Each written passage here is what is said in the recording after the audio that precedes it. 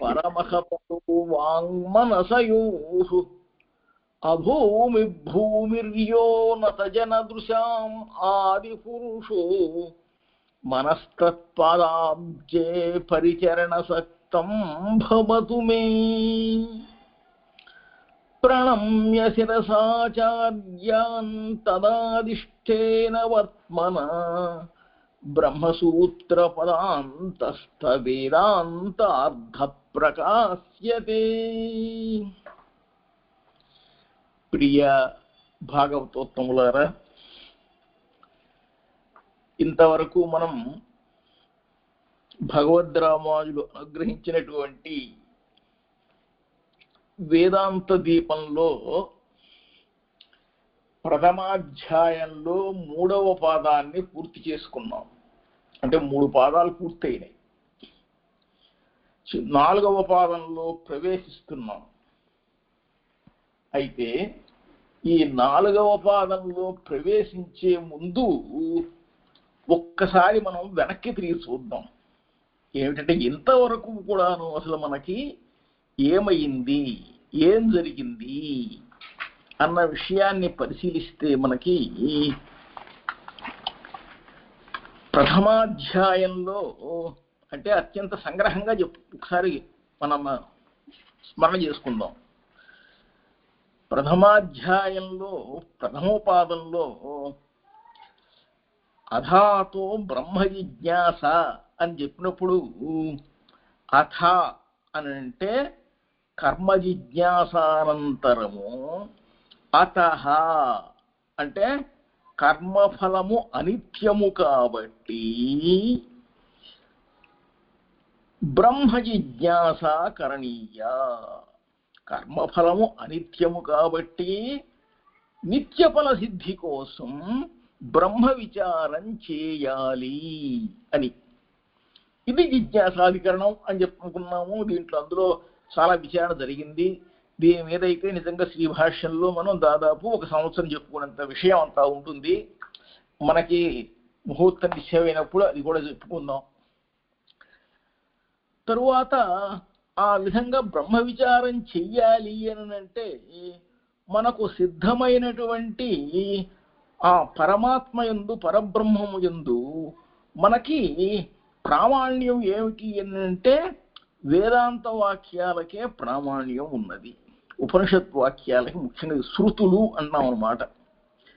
ఆ విధంగా బ్రహ్మ విచార రూపమైనటువంటి ఈ బ్రహ్మమీమాంస అనేటువంటిది ఆరాధింపదగింది. మనకి ఈ జగత్తునకు మొత్తానికి కూడాను దేని వలనైతే, ఎవరి వలనైతే సృష్టి స్థితి లయలు జరుగుతున్నాయో అదే బ్రహ్మము అని చెప్పాము అన్నమాట జన్మాద్యధికరణంలో.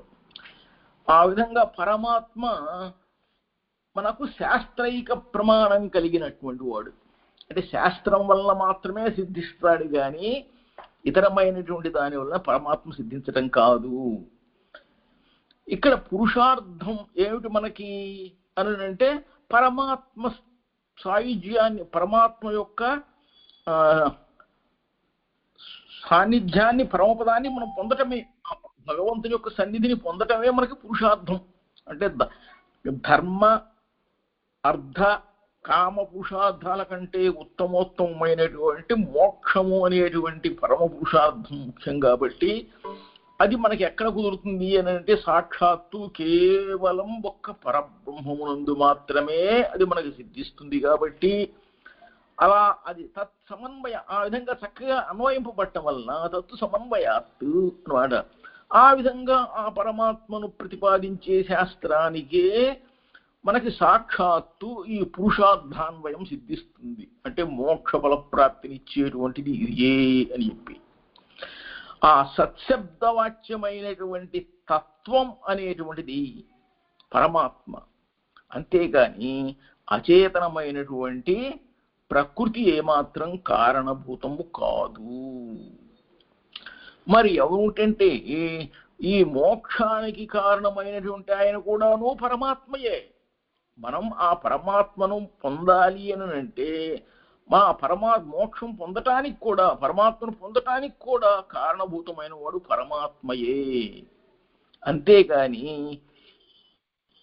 ఈ ప్రకృతి కాదు, ఈ జగత్. పోని ఈ ఎందుకు కాదు అంటే, ఈ సమస్త జగత్తు ఎవరి వలన ఉద్భవించింది, ఎవరి నుండి వచ్చింది? పరమాత్మ నుండే. అయితే అదేం కాదండి, ప్రకృతి దానంతటా అదే తయారైపోతుంది, దానంతటా అదే అలా వికారాలు పొంది ఈ విధంగా పొందింది, జగత్ రూపంలో ధరించింది అని అంటారేమో. అలా ప్రకృతి అనేటువంటిది ఎప్పుడు కూడాను జగత్ కారణం కాదు అని చెప్పి ఈ ఆత్మను, జీవాత్మను పరమాత్మకు కూడా ఉన్నటువంటి యొక్క అన్వయాన్ని, ఐక్య సంబంధాన్ని తెలియజేశారు. మనకి జగత్ కారణంగా ఉపనిషత్తులన్నీ కూడాను ఈ పరమాత్మనే చెబుతున్నాయి, పేర్కొంటున్నాయి. కాబట్టి ఈ సత్శబ్ద వాచ్యం చేత చెప్పబడే ఆయన కూడాను పరమాత్మయే. జగత్ కారణత్వంగా తెలియబడుతున్న ఆయన కూడాను ఆనంద స్వరూపుడైన వాడు కూడాను పరమాత్మయే. ఈ జీవాత్మకి ఎవరి వలన ఆనందము అనేటువంటి యోగం సిద్ధిస్తుందో ఆ ఆనందమయుడు కూడాను ఈ జీవాత్మ కంటే ఇతరమైనటువంటి పరమాత్మయే. ఆకాశం నుంచి సర్వము కూడాను జరుగుతున్నాయి అని అంటే ఆకాశాదిగణులు ఏమన్నారు? ఆకాశాన్ని గూర్చి చెప్పిన లక్షణాలన్నీ కూడాను పరమాత్మకు సంబంధించినవి. కాబట్టి ఈ ఆకాశ శబ్దం చేత కూడాను చెప్పబడేటువంటి వాడు, ఆకాశమునకు అంతర్యామి అయినటువంటి వాడు కూడా పరమాత్మయే. కాబట్టి పరమాత్మయే ఈ సమస్త నిఖిల అఖిల జగదేక కారణమైనటువంటి ప్రాణశబ్దం చేత కూడాను నిర్దేశింపబడ్డాడు. కాబట్టి పరమాత్మయే జగత్ కారణానికి మొత్తానికి వ్యాప్తమయ్యుండి అత్యంత నిరతిశయమైనటువంటి దీప్తితో కూడి ఉండి జ్యోతిశబ్దం చేత కూడాను నిర్దేశింపబడ్డారు అని కూడాను చెప్పారు ఇంకొక అధికరణంలో. ఆ విధంగా జ్యోతిశబ్దం చేత చెప్పబడినటువంటి ఆయన కూడాను పరమాత్మయే. అలాగే ఇంద్ర ప్రాణ శబ్దాల చేత నిర్దేశింపబడినటువంటి ఆయనకి ఆనందత్వం అనేటువంటిది, అజలత్వం అనేటువంటిది, అమృతత్వం అనేటువంటివి ఇత్యాది అనేక ధర్మాలు కూడాను, అంటే ఈ కళ్యాణ గుణాల్లాగా ఆయన ఈ ఉపనిషత్తుల ద్వారా, శృతుల ద్వారా తెలియటం వల్ల ఈ ఇంద్ర ప్రాణ శబ్దం చేత కూడాను నిర్దేశింపబడినవాడు పరమాత్మయే అని చెప్పుకున్నాం. అట్లాగే అది ప్రథమ పాదంలో చెప్పిన విషయాలు ఇవి. ద్వితీయ పాదంలో ఏమవుతున్నారు? ఈ సమస్తమైన చరాచరాత్మకమైనటువంటి జగత్తు అంతా కూడాను పరమాత్మయే. ఆ పరమాత్మనే ఆత్మగా కలిగి ఉన్నది. కాబట్టి సర్వము పరమాత్మయే అంటే అర్థం ఏమిటంటే సర్వశరీరకుడు పరమాత్మ అంటే సర్వమును కూడాను తనకు శరీరముగా కలిగినటువంటి వాడు. ఆ విధంగా సర్వము తన శరీరముగా కలిగినటువంటి సర్వాత్మకుడైనటువంటి పరమాత్మ యందే సర్వము ప్రవర్తించటం వలన ఈ సర్వాత్మకముగా నిర్దేశింపబడినటువంటి వాడు సర్వాత్మకుడు పరమాత్మయే. ఈ జగత్ సృష్టి స్థితి లయలు అన్నీ కూడాను ఆ పరమాత్మకు లీలలు అంటే అనాయాస క్రీడా విశేషాలు లాంటివి అన్నమాట. కాబట్టి జగదుపహార సంహార రూపమైనటువంటి భోక్తృత్వం కానీ, భోక్త అంటే మనం చెప్పుకున్నాం ఆ పరమాత్మయే. ఆయనే మొత్తం కర్త కారయిత.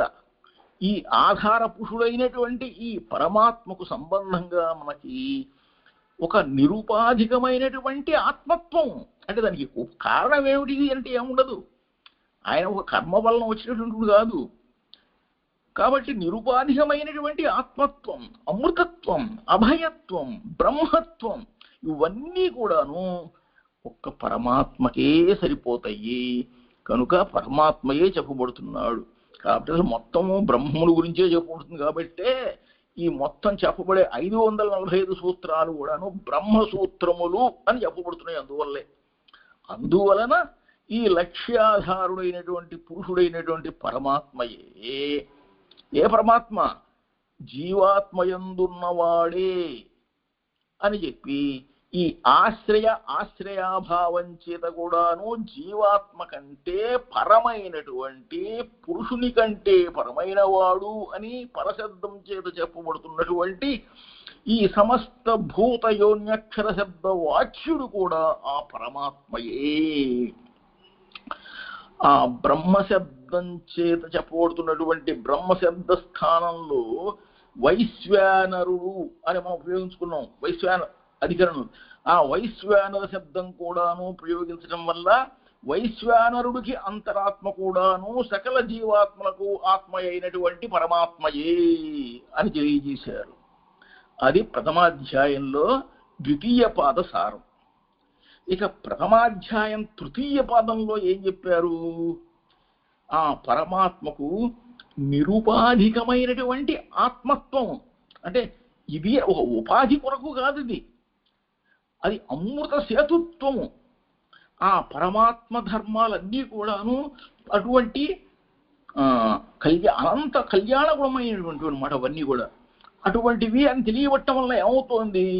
వాటన్నింటినీ కూడాను ఆయన ఆ పరమాత్మ ఒక నియంతగా, అంటే ఆయన ఎలా చెబితే అలా జరిగేటట్టుగా సర్వవ్యాపిగా ఆయన అన్నింటి యందు ప్రతి అణువునందు ఉన్నాడు. అణువుకు బయట ఉన్నాడు, లోపల కూడా ఉన్నాడు. ఆ విధంగా సర్వాత్మగా సర్వవ్యాపిగా ఉండి అన్నింటికీ ఆత్మ అనబడ్డాడు. కాబట్టి అయమాత్మ బ్రహ్మ అంటే ఈ ఆత్మశబ్దంతో చెప్పబడ్డవాడు పరమాత్మయే. కాబట్టి ఈ ఆత్మత్వము పరమాత్మ యొక్క ధర్మం. కర్మఫల సంబంధమైనటువంటి ఈ జన్మములన్నీ మనకున్నాయి, కానీ ఇటువంటి జన్మములేవి ఆయనకి లేవు. అవన్నీ ఏవి లేనివాడైనప్పటికీ కూడా పరమాత్మ అనేక విధములుగా అవతరిస్తున్నాడు. అవతరించడం అంటే అవరక్షణే, రక్షించడం కోసం దిగి వస్తున్నాడు. తన యొక్క అప్రాకృత స్వభావాన్ని వదలబెట్టకుండానే పుడుతూ ఉన్నాడు. పరమాత్మకు మనకు ఆ విధంగా తెలుస్తున్నది. మనకి రామాయణమైనా భారతమైనా భాగవతమైనా అన్ని చోట్ల కూడాను ఈ పరమాత్మ యొక్క దివ్యత్వం అనేటువంటిది మనకు తెలుస్తుంటుంది. ఆయన అవతారభూతుడుగా వచ్చినా కానీ ఆయనలో ఉన్నటువంటి యొక్క మహత్వం అనేటువంటిది అద్భుతమైనటువంటిది వదిలిపోదు, ఎక్కడికి పోదది. పూర్వం ఉన్నది ఇప్పుడు లేదు అనేం లేదు, అట్లా ఉంటూనే ఉంటాయి ఆ అద్భుతమైనటువంటి గుణాలన్నీ కూడాను.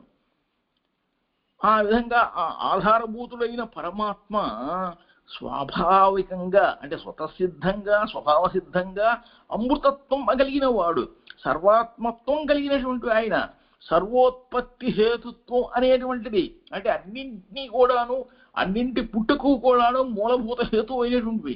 ఇవన్నీ ఆయనకు ధర్మాలు. ఆయన ఈ భూమ అనేటువంటి శబ్దంతో చెప్పబడినటువంటి దాని ఎందుకు కూడా అది పరమాత్మలోనే సరిపోతుంది, భూమాధికరణంలో వస్తుందన్నది. ఈ విధంగా భూమశబ్దవాచ్యమైనటువంటి నిరతిశయమైనటువంటి విపులమైనటువంటి విశిష్టమైనటువంటి స్వరూపుడు పరమాత్మ. అప్రతిహితమైనటువంటి ఆ పరమాత్మ యొక్క ఆజ్ఞ చేతనే, అనుగ్రహం చేతనే ఈ చిదచిదాత్మకమైనటువంటి సకల జగత్తు కూడాను ఆయన ధరించటం చేత, అంటే ఈ జీవులకు ఈ ప్రకృతికి అంతటను కూడా ఆయన అంతర్యామిగా ఉండి ఈ సమస్తము తనకు శరీరముగా ధరించటం చేత ఆ పరమాత్మయే అక్షర శబ్దవాచ్యుడుగా చెప్పబడుతున్నాడు. అక్షరము అంటే క్షరము కాడు కూడా. అంతేకాదు ఆ నిరుపాధికమైన శాంతత్వము, అంటే జాగ్రత్తగా ఉండండి, ప్రశాంతంగా ఉండండి అని చెబితే ప్రశాంతంగా ఉండడం కాదు కదా. ఆయనకి ఏ ఒక్క కారణము లేకుండా నిరుపాధికమైనటువంటి శాంతత్వం అయింది, అమృతత్వం. ఇటువంటి గొప్ప విశేషాలన్నీ చెప్పబడటం వల్ల వీటన్నింటికీ కూడాను వీక్షణం, అంటే సంకల్పించడం, ఈ విధంగా ఉండాలి, ఈ విధంగా జరగాలి అని ఒక సంకల్పించడానికి సంకల్పకర్తగా కర్మగా వాటన్నింటి చేత ప్రతిపాదింపబడిన వాడు కూడా పరమాత్మయే.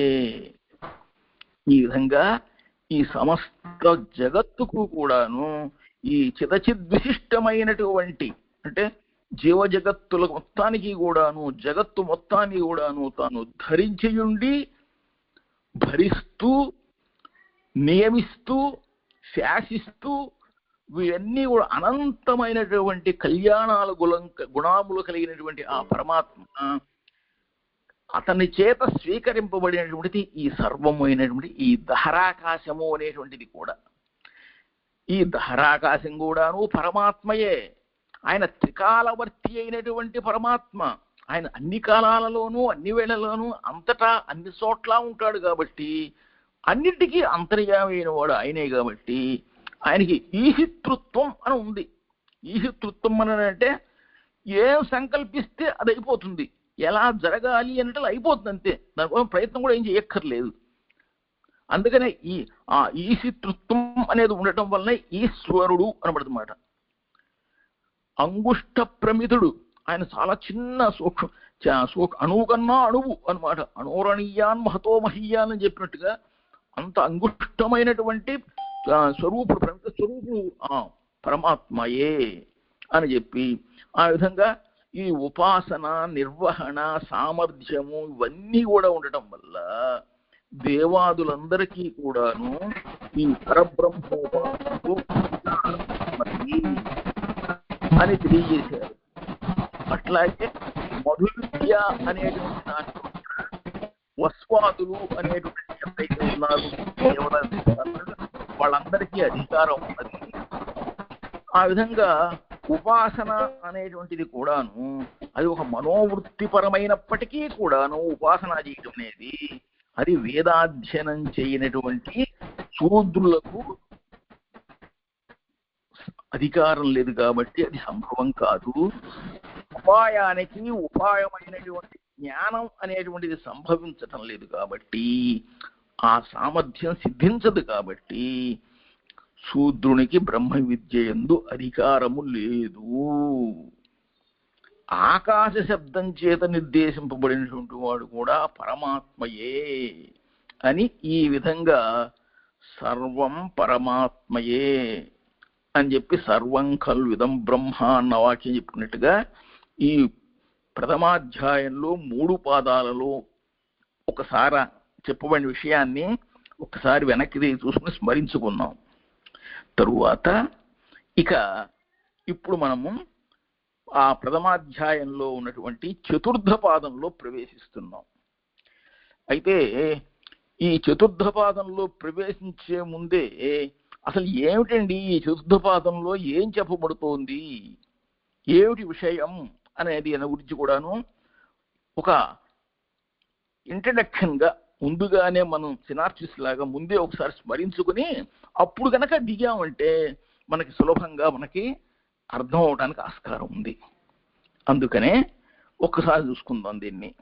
ఏమిటంటే అవ్యక్తము అంటే వ్యక్తము అనంటే తెలియబడటం, అవ్యక్తము అనంటే తెలియబడకపోవటం.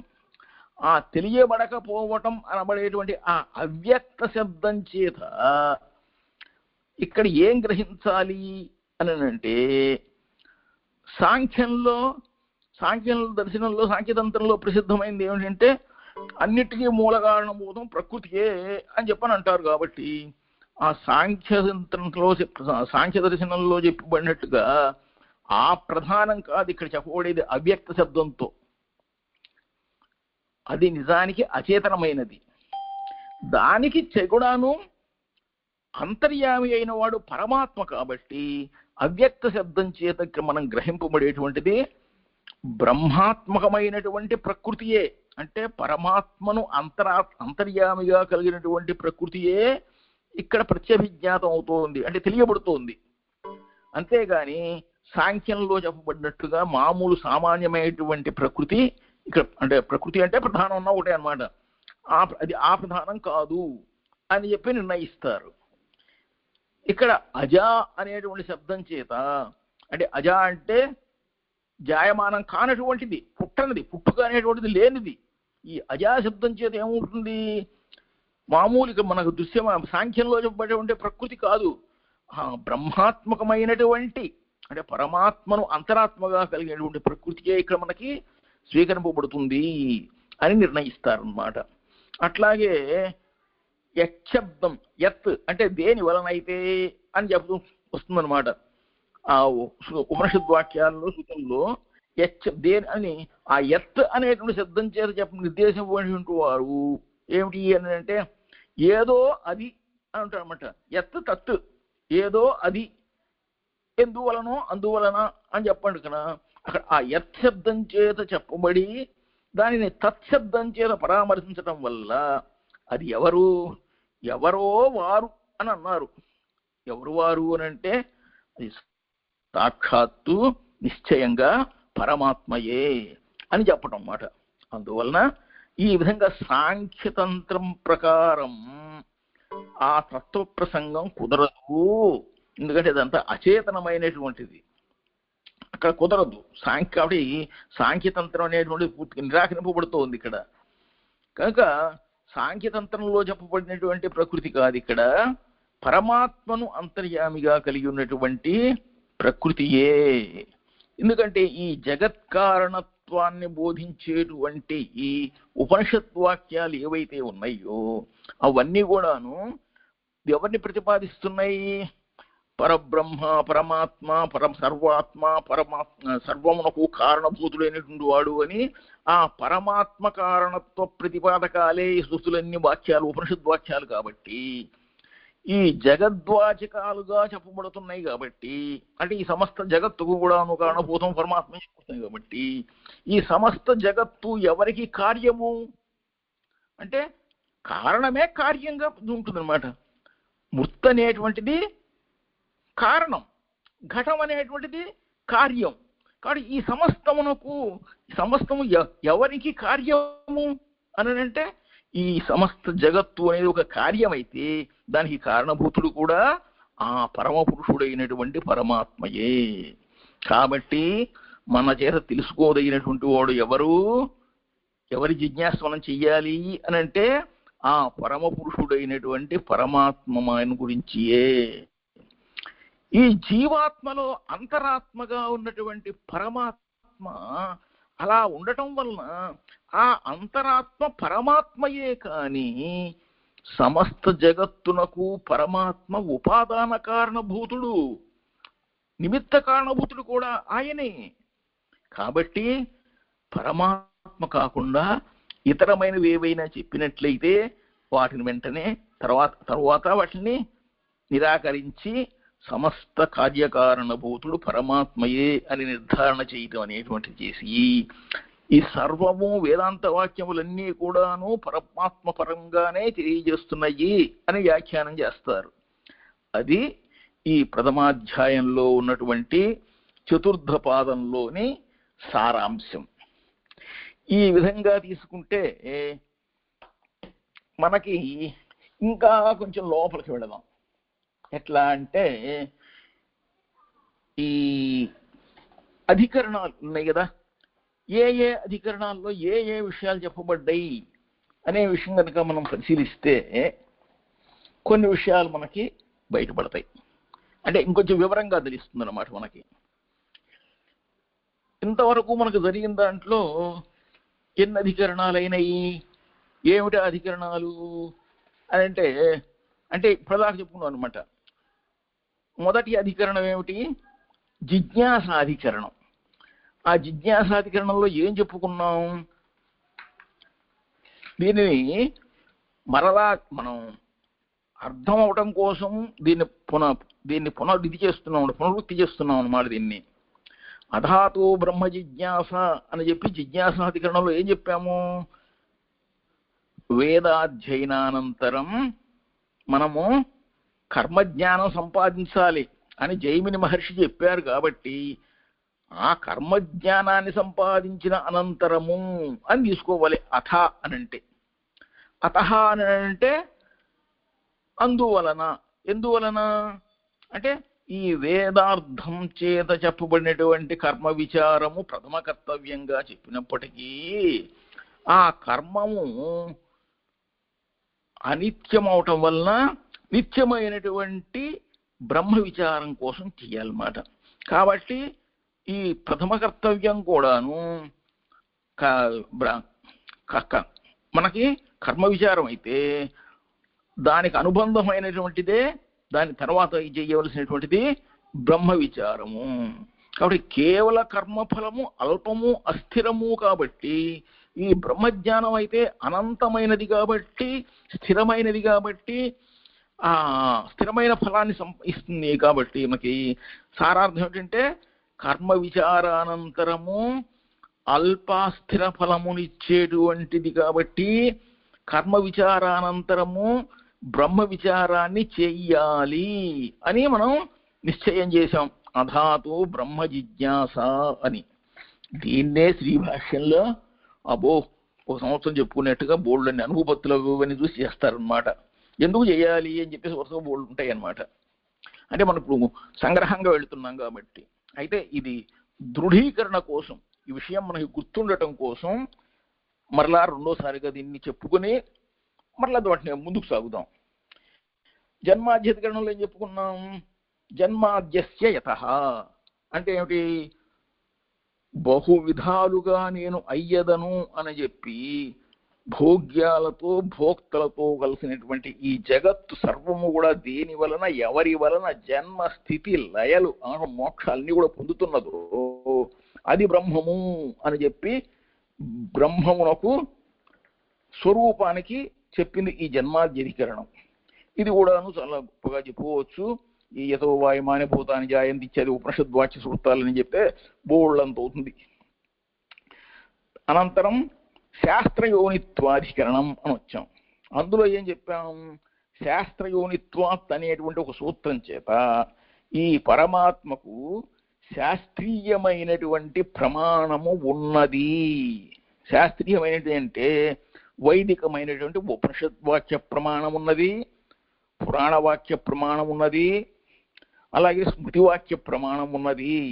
కాబట్టి ఇది శాస్త్రయోని, శాస్త్రమునే యోనిగా కలిగినటువంటిది. చిదచిద్వస్తు శరీరకుడైనటువంటి పరమాత్మ అంటే జగత్తుకు ప్రకృతికి జీవనకు కూడాను ఇద్దరిని శరీరముగా కలిగినటువంటి ఇద్దరికి అంతర్యామి అయినటువంటి ఆ పరమాత్మ సమస్త జగదేక కారణము అని శృతి ప్రసిద్ధం అవటం వల్ల ఇది మనం తెలుసుకోవటం వల్ల ఏమిటి ప్రయోజనం ఇట్లా అనంటే సమన్వయాధికరణం అని చెప్పి తెలియజేశారు. ఏమిటి? తత్తు సమన్వయాత్ అంటే ఈ సమస్తము బ్రహ్మమే అని ఆ బ్రహ్మమును తెలుసుకున్నటవే మనకు పురుషార్థము, అదే మోక్షఫలము అన్న చెప్పడం చేత ఆ బ్రహ్మమే మోక్ష పరమ పురుషార్థము అని చెప్పడం చేత ఆ విధంగా తెలుసుకునేటువంటి వానికి ఏమవుతుంది? ఆ సమస్తమైనటువంటి బ్రహ్మ పదార్థము కూడాను నిరతిశయమైనటువంటి ఆనందాన్ని కలిగిస్తుంది. అటువంటి బ్రహ్మను ప్రతిపాదించే శాస్త్రానికే సాక్షాత్తు పురుషార్థాన్వయం అంటే ఏమిటి? మోక్ష అనేటువంటి అన్వయిస్తుంది. సమస్త నిఖిల జగత్తుకు కారణభూతమైనటువంటి వాడు పరమాత్మే అని ఈ సమస్త వేదాంతములు అంటే ఉపనిషత్తులన్నీ కూడాను ఆ పరమాత్మనే ప్రతిపాదిస్తున్నాయి కదా. అట్లాగే మరి ప్రకృతి ఎందుకు జగత్తుకు కారణం కాకూడదు అన్నట్లయితే కాదు, కాజాలదు, కాబోదు. ఎందుకనంటే ఈక్షత్యధికరణం చెప్పింది ఈక్షతేర్నా శబ్దం అని. అంటే దేనికైతే శబ్ద ప్రమాణం లేదు అది అపశబ్దం అవుతుంది. ఆ ఈక్షతి అనేటువంటి ఒక దాత్వర్థం అనేటువంటిది, ఈక్షణ వ్యాపారం అనేటువంటిది ఎవరికి సిద్ధిస్తుంది? భగవంతుడికి సిద్ధిస్తుంది, బ్రహ్మకు సిద్ధిస్తుంది. కాబట్టి ఆయన సంకల్పిస్తాడు.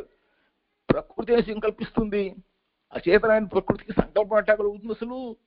కాబట్టి ఆ పరబ్రహ్మయే సత్ అనే శబ్దవాచ్యం చేత జగత్ కారణంగా చెప్పబడుతున్నాడు అని చెప్పి ఈ ఈక్షత్యధికరణలో చెబుతారనమాట. ఇంకా వివరంగా వాళ్ళు చూసినట్టయితే గౌణేక్షణం అనేటువంటిది కాదు ఇది. ఈ సత్శబ్దవాచ్య ఉపాసకుడు అయినటువంటి పరమాత్మకు అది సత్య సంకల్పత్వం అనేటువంటిది సిద్ధిస్తుంది. ప్రకృతికి సత్య సంకల్పం ఎక్కడ కలుగుతుంది అసలు? కనుక ఏక విజ్ఞానేన సర్వ విజ్ఞానం అనేటువంటి ప్రతిజ్ఞ కూడాను పరమాత్మను తెలుసుకోవటం వలన సర్వ విజ్ఞానం కలుగుతుంది, కానీ ప్రకృతిని తెలుసుకోవటం వలన ప్రకృతి జ్ఞానం వల్ల సర్వ విజ్ఞానం సిద్ధించదు కదా. కాబట్టి ప్రకృతి కారణం కాదు, పరమాత్మయే కారణము. సర్వమునకు కూడాను సర్వజ్ఞుడైనటువంటి పరమాత్మయే కారణం కాబట్టి సత్శబ్దవాచ్యుడైనటువంటి పరమాత్మయే కారణము, ప్రకృతి కాదు. ఈ సమస్త జగత్ కారణభూతుడు పరమాత్మ అని శృతులన్నీ కూడాను ప్రతిపాదిస్తున్నాయి కాబట్టి సమస్త నిఖిల వేదాంత వేద్యుడు పరమాత్మయే, ప్రకృతి కాదు అని చెప్పడం ఈ ఈక్షత్యధికరణం అన్న దాంట్లో తెలుసుకున్నాం. తరువాత ఆనందమయాధికరణంలో ఏం తెలుసుకున్నాం? నిరతిశయమైనటువంటి ఆ ఆనంద స్వరూపుడు పరమాత్మయే. ఆ నిరతిశయానంద స్వరూపుడైన పరమాత్మయందే ఆ ఆనందత్వం అనేటువంటిది సంభవిస్తుంది.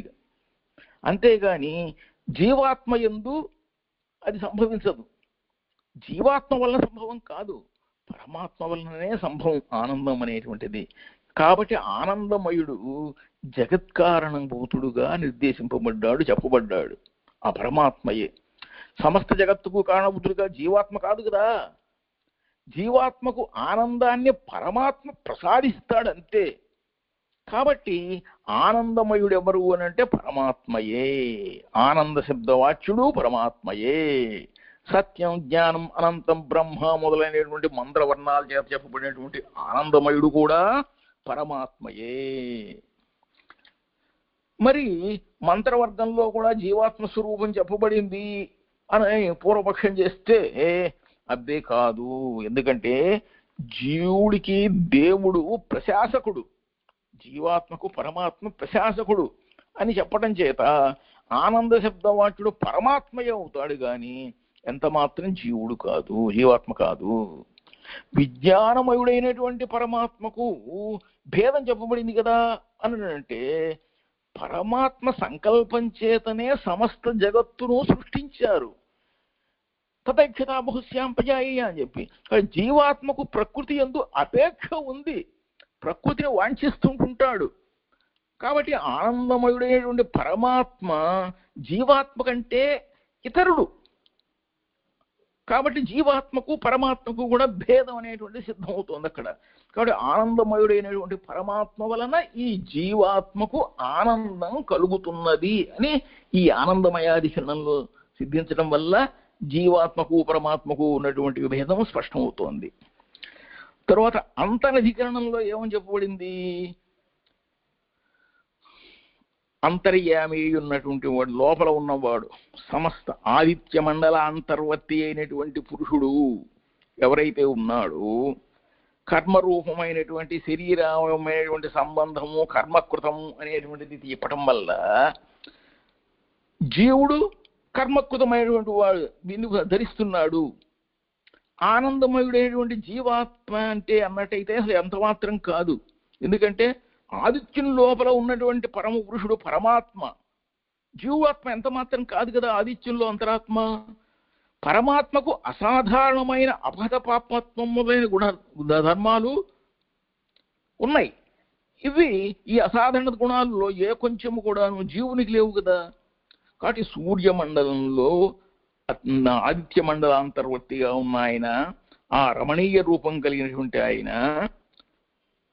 ఆ కనిపించే ఆయన సాక్షాత్తు సూర్యనారాయణ భగవానుడు పరమాత్మయే అని శృతులలో చెప్పబడింది. కాబట్టి ఆ ఆదిత్య మండలాంతర్వర్తి అయినటువంటి పరమపురుషుడు పరమాత్మయే. ఆదిత్యవర్ణం తమస పరస్తాత్ అని మొదలైనటువంటి శృతివాక్యాల్లో చెప్పబడిన విధంగా అప్రాకృతమైనటువంటి దివ్యమంగళ విగ్రహము ఆ పరమాత్మది. జ్ఞానశక్తి బలైశ్వర్యాది కళ్యాణ గుణాల వలె పరమాత్మకు అవన్నీ సంభవిస్తాయి. అవి అనంతాలు, అసంఖ్యేయాలు. నియామ్య నియామక భావం చేత కూడా ఆదిత్యుని యందే సంభవిస్తుంది. ఆయన నియమిస్తారు, వీళ్ళు పాలిస్తారు.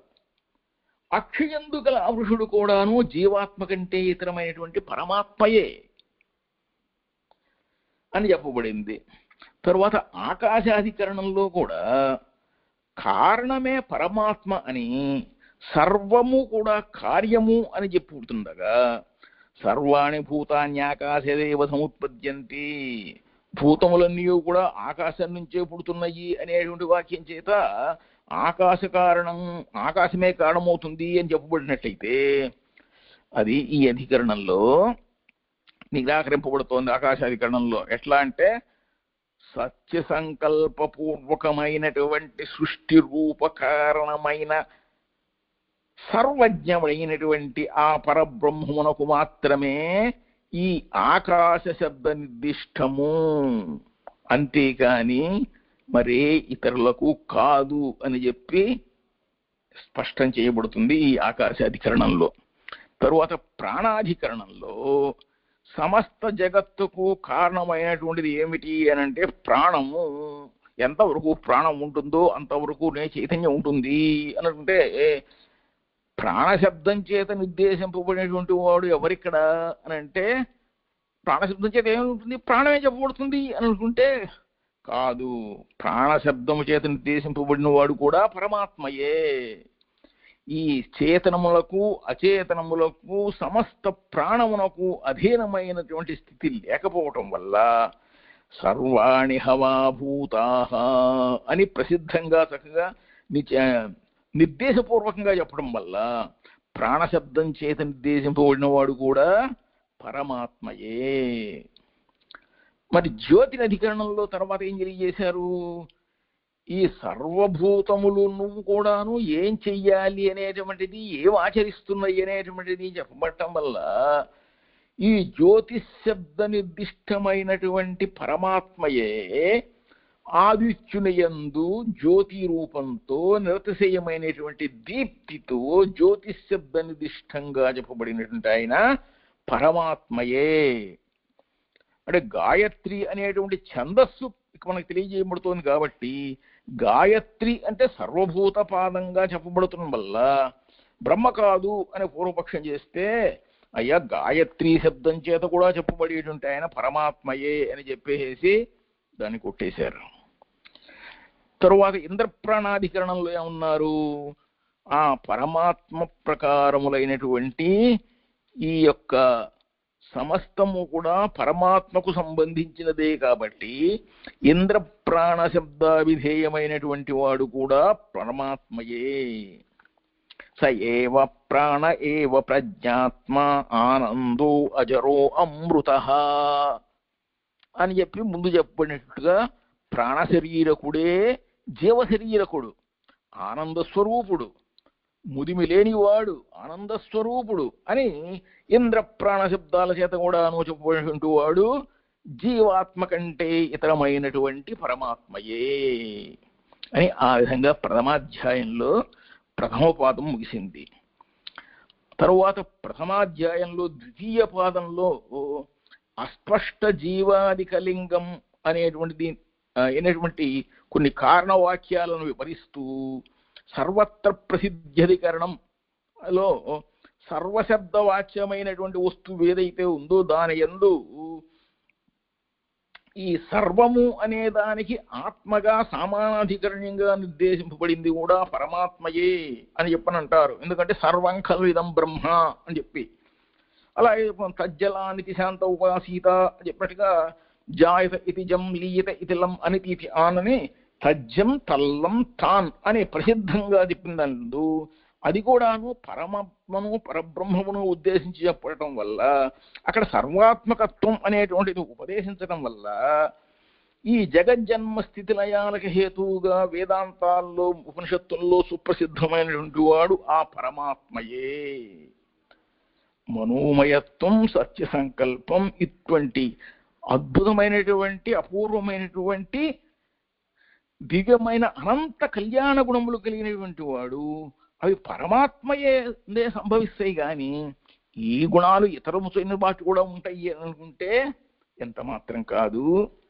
ఆ పరమాత్మ ఎందే ఈ సర్వాత్మ అని పృథివీ కంటే, అంతరిక్షం కంటే, ఆకాశం కంటే, ఈ భూలోక భువర్లోకాది చతుర్దశ భువనాల కంటే కూడాను గొప్పవాడు పరమాత్మ. సుఖ దుఃఖములకన్నింటికీ కూడా అతీతుడు. సుఖానికంటే కూడా అతీతుడు, దుఃఖానికంటే అతీతుడు. ఇవేవి కూడా నువ్వు పరమాత్మకు అంటావు, అసలు పరమాత్మను స్పర్శించలేవు ఇవేవి కూడా, సుఖము దుఃఖము అనేటువంటివి అని చెప్పారు సర్వత్ర ప్రసిద్ధి అధికరణంలో. అత్రధికరణంలో ఏమన్నారు? ఈ సకల జగత్తుకు కూడాను ఉపసంహరించేటువంటిది ఏమిటి? మృత్యువు. కాబట్టి ఈ మృత్యువు అనేటువంటిది ఉపసేచనము, అంటే నంజుకోవటం. పెరుగన్నంలో మాగాయ నంజుకున్నట్టుగా ఈ ఉపసేచనం అనేటువంటి మృత్యువు అనేటువంటిది ఉపసేచనం వంటిది. కాబట్టి ఈ కర్మ నిమిత్తమైనటువంటి భోక్తృత్వం కాదది. సమస్త జగత్తుకు సృష్టి స్థితి లయ అనేటువంటి ఒక లీలగా కలిగినటువంటి వాడు పరమాత్మ. ఆ పరమాత్మకు ఈ సమస్త జగదుపసంహారత్వం అనేటువంటి ఇది ఆయనకి భోక్తృత్వమే కాబట్టి అది ఆయనకి కర్మఫలమేమీ కాదు, అది భోక్తృత్వం. భోక్త భోగ్యంచ పిరీత, ఆయనే భోక్త కాబట్టి ఆయన పరమాత్మయే అని చెప్పి అర్థాధికరణంలో చెప్పాడు. అలాగే అంతరాధికరణంలో తర్వాత సమ్యద్యామత్వం అన్నాడు. అంటే అన్నింటి యందు ఉండి నియమించడం అనేటువంటిది ఆ పరమాత్మ యందే వ్యక్తం అవుతుంది, కుదురుతుంది, సంభవిస్తుంది. కాబట్టి ఈ నేత్రమునకు అంతరాధికంలో నేత్రమునకు అంతర్యామిగా ఉండి కన్ను చూచుతున్నది అంటామా, కన్నుతో చూసుచున్నాను అని అంటామా? కన్ను చూసుతున్నది అని వ్యవహరిస్తూ ఉంటాడు. అంటే కన్ను చూస్తే మరి నీకేమిటి సంబంధం? అంటే కంటితో చూస్తున్నాను అనంటేనే సంభవం అవుతుంది నీకు. కాబట్టి ఈ కంటి అందున్నవాడు ఎవరు అనంటే పరమాత్మయే. కనుక ఈ సమ్యద్వామత్వం అంటే అర్థం ఏంటంటే ఈ అనంత కళ్యాణము గుణములు అన్నీ కూడాను కలిగి ఉండటమే సమ్యద్వామత్వం అని అంటారు అన్నమాట. ఏషో అక్షిణి పురుషో దుష్యతే ఏష ఆత్మేతి హోవా ఇది ఏతదమృతం ఉభయం ఏతద్ బ్రహ్మ అని యోగుల చేత కూడా ఈ కంటి యందు పురుషుడు చూడబడుతున్నాడు అని చెప్తారు. ఈ నేత్రమందు అంతరాత్మగా చూడబడుతున్నవాడు అతడు పరమాత్మ, అమృత స్వరూపుడు, అతడు అభయమైన వాడు పరమాత్మ అని చెప్పి ఛాందోగ్యోపనిషత్తులో కూడా పరమాత్మను ఈ నేత్రాంతర్యామి ఈ పరమాత్మను వర్ణిస్తుంది అనమాట. కాబట్టి కంటి యందు ఉండేటువంటి స్థితి, ఈ నియమనం మొదలైన అన్నిటి యొక్క నిర్దేశం వల్ల చెప్పబట్టడం వల్ల ఈ అక్ష్యాధార పురుషుడు ఎవరు? పరమాత్మయే. అతడు అపరిచ్ఛిన్నమైనటువంటి విశిష్టుడు. అతడి వలననే సమస్తము చూడబడుతున్నది. అన్ని జీవుల చేత కూడాను, అన్ని జీవుల నేత్రములలో కూడా అంతర్యామిగా ఉన్నటువంటి వాడు పరమాత్మయే. కానీ అంతర్యామి అధికరణంలో ఏమంటున్నారు అంటే ఆ పరమాత్మ సర్వాంతర్యామిత్వం అనేటువంటి ఉంది ఆయనకి. అన్ని చోట్ల అంతర్లీనమై ఉంటాడు. అంతర్బహిష్యత సర్వం వ్యాప్య నారాయణ స్థిత. ఆ సర్వవిదిత్వము, సర్వశరీరత్వము, ఆ సర్వ నియమనము, సర్వాత్మకత్వము, అమృతత్వము ఇవన్నీ కూడాను పరమాత్మకు సుప్రసిద్ధాలు. కాబట్టి జీవుని చేత చూడబడినటువంటి అంతర్యామి అయిన వాడు పరమాత్మ. అతని చేత చూడబడనేది ఏదీ లేదు. పరమాత్మ అన్నీ చూస్తుంటాడు, జీవుడు అన్నీ చూడలేడు కదా అని ఇప్పుడు చేశారు. తర్వాత అదృశ్యత్వాది గుణకాధికరణం అనే దాంట్లో కూడాను మనం చెప్పుకున్నాం. అదృశ్యత్వం అనేటువంటి గుణములు ఎవరికి ఉన్నాయి? పరమాత్మకే ఉంటుంది. ఆయన ఎక్కడికైనా సరే అదృశ్యం కాగలడు, ఎక్కడైనా దృశ్యం కాగలడు. కాబట్టి జీవుడి కంటే కూడాను, ప్రకృతి కంటే కూడాను ఇతరమైనటువంటి పరమాత్మ యందే ఈ అదృశ్యత్వం అనేటువంటిది గుణం ఉన్నది. కాబట్టి ఆ అదృశ్యత్వం గుణం కలిగినటువంటి వాడు పరమాత్మయే. సామాన్యంగా చెప్పబడే భూతయోన్యక్షర శబ్దవాచ్యులే కూడాను పరమాత్మే అని చెప్పుకున్నాం. సమస్తమైన చితచిదాత్మక ప్రపంచమునకు కూడాను భూతయోన్యక్షర శబ్దవాచ్యంగా రూపంగా ముందే చెప్పాం. కాబట్టి ఈ అదృశ్యత్వాది గుణకుడు ఎవరంటే పరమాత్మయే అని నిర్ధారించాం అదృశ్యత్వాది గుణకాధికరణంలో. తర్వాత వైశ్వానరాధికరణంలో ఏం చెప్పుకున్నాం? వైశ్వానర అనే శబ్దం చేత నిర్దేశింపబడేటువంటి వాడు పరమాత్మయే. ఎట్లాగంటే ఆత్మానం వైశ్వానరం అని బ్రహ్మశబ్ద స్థానంలో అంతటా కూడా వైశ్వానర శబ్దం ప్రయోగింపబడుతోంది. ఆ వైశ్వానరాత్మ సకల జీవాత్మలకు కూడా ఆత్మయైనటువంటి పరమాత్మ అని మనకి స్పష్టంగా తెలియజేసి చెబుతోంది అన్నమాట.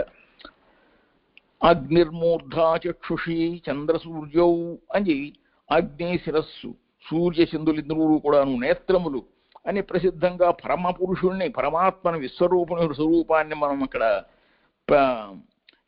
స్మరించుకున్నప్పుడు ఈ వైశ్వానర శబ్ద వాచ్యం కూడా పరమాత్మయే అవుతుంది. వైశ్వానరుడే పురుషుడుగా చెప్పబడుతున్నాడు. పురుష ఏ వేదగం సర్వం, ఈ ప్రపంచమంతా కూడా పురుషుడే. పురుషాన్నపరం కించిత్, ఈ పురుషుని కంటే ఇతరమైనది ఏదీ లేదు. అంటే ఆ పరమాత్మ సర్వశరీరకుడు. పురుషుడు అంటే ఉత్తమ పురుషస్త్వన్య, స్త్రీప్రాయమితరం జగత్, సమస్త జీవులు కూడాను స్త్రీల కిందే లెక్క. మరి పురుషుడు ఎవ్వరు అంటే పరమాత్మ ఒక్కడే. కాబట్టి పురుషుడు ఎందుకంటే కూడాను మరి పరమాత్మ కంటే ఇతరమైనది ఏదీ లేదు అని పరమాత్మ సర్వశరీరకుడు అని చెప్పి, కాబట్టి సర్వము పరమాత్మ పర్యంతం కూడా అనువర్తిస్తుంది. కాబట్టి ఆ సర్వశబ్దవాచ్యుడు పరమాత్మయే అని వైశ్వానరాధికరణంలో నిర్ణయం చేశారు. తరువాత ప్రథమాధ్యాయంలో తృతీయ పాదంలో ద్యుభ్వాధ్యధికరణం అని చెప్పన్నారు అన్నమాట. అంటే ద్యు అంటే ఆకాశం, భూ అనంటే భూమి. పరమాత్మకు అసాధారణమైనటువంటి ఆత్మ ఇత్యాది శబ్దాలు చెప్పబట్టడం వల్ల మరి ఆకాశము, భూమి మొదలైనటువంటి పంచభూతాలకు ఇట్లాంటి వాటికి కూడాను ఆధారమైన వాడు ఎవరు ఉంటే పరమాత్మయే. అజాయమానో బహుధా విజాయతే అంటే కర్మ సంబంధమైన జన్మ ఏవి కూడాను లేనివాడైనప్పటికీ కూడాను అనేక విధములైనటువంటి అవతారాలతో ఆయన అవతరిస్తూ ఉంటాడు, పుడుతున్నాడు అని చెప్తున్నారు. అందువలన మనం ఆశ్రయించడం కోసం ఆ అప్రాకృతమైన తన స్వభావాన్ని వదిలిపెట్టకుండానే పరమాత్మ మనకు అందుబాటులోకి ఈ విధంగా పుడుతున్నాడు అన్నట్టుగా వ్యక్తం అవుతుంది.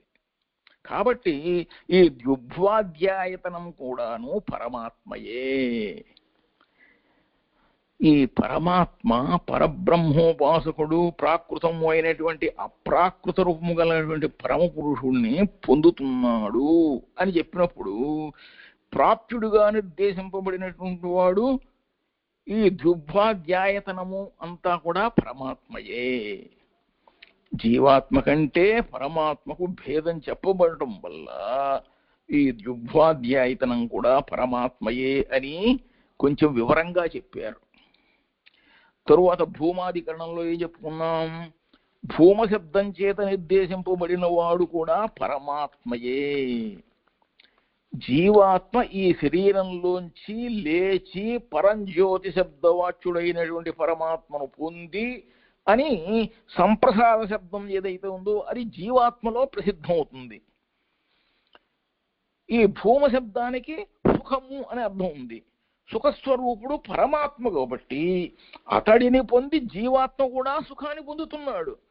ఆనంద స్వరూపుడు పరమాత్మ కాబట్టి ఆనంద స్వరూపుడైన పరమాత్మను స్మరించి తరిస్తున్నాడు. స్వాభావికమైనటువంటి అమృతత్వం మొదలైన ధర్మాలు ఏవైతే ఉన్నాయో ఇవన్నీ కూడాను ఈ భూమశబ్దవాచ్యమైనటువంటి పరమాత్మ ఈ భూమశబ్దవాచ్యమైనటువంటి నృతశయమైనటువంటి వైపుల్య విశిష్టమైనటువంటి పరమాత్మయే అని మనకి సమన్వయం అవుతోందన్నమాట. తర్వాత అక్షరాధికరణంలో వాయువు, ఆకాశము ఇత్యాదులకు కారణభూతుడైనటువంటి వాడు కూడా అక్షర శబ్దవేత్తుడు కూడా పరమాత్మయే అన్నాం. ఈక్షతి కర్మాధికరణంలో సంకల్పించినటువంటి వాడు శాంతి స్వరూపుడు, అమృత స్వరూపుడు, భయరహితుడు, గొప్పవాడేంటో పరమాత్మయే అని ఆ పరమాత్మ యొక్క లక్షణాలు కాబట్టి ఈ క్షణము అనేటువంటి దానికి కర్మ అయిన వాడు కూడా పరమాత్మయే. తద్విష్ణో పరమం పదం సదా పశ్యంతి సూరయ అని ఆ విష్ణువు యొక్క పరమపద స్థానాన్ని నిత్యసూరులు నిరంతరం వీక్షిస్తున్నారు కాబట్టి ఈ సమస్త శృతి స్మృతి ఇతిహాస పురాణ ప్రమాణాల చేత ఆ వైకుంఠ స్థానాన్ని గురించి దృఢంగా తెలుస్తోందని చెప్పి ఈక్షతి కర్మగా చెప్పబడ్డవాడు కూడా పరమాత్మయే అన్నాం. దహరాధికరణంలో కూడా ఇదం జ్ఞానముపాశ్రిత్య మమ సాధర్మ్యమాగతాః అని చెప్పినట్టుగా ఈ జ్ఞానాన్ని ఉపాసించి సాధర్మ్యాన్ని భగవంతుని యొక్క దీన్ని పొందుతున్నారని చెప్పినట్టుగా ఈ దహరా కూడా పరమాత్మయే అని చెప్తారు. ప్రమితాధికరణంలో, దేవతాధికరణంలో, మధ్వధికరణంలో, అపసూద్రాధికరణంలో కూడా చెప్పిన సారాంశాలను తెలుసుకున్నామంటే మనం ఆ ప్రథమాధ్యాయంలో తృతీయ పాదం పూర్తవుతుంది. తరువాత చతుర్థ పాదం అనేటువంటిది రేపు ఆరంభం చేసుకుందాం. శ్రీమతే రామానుజాయ నమః.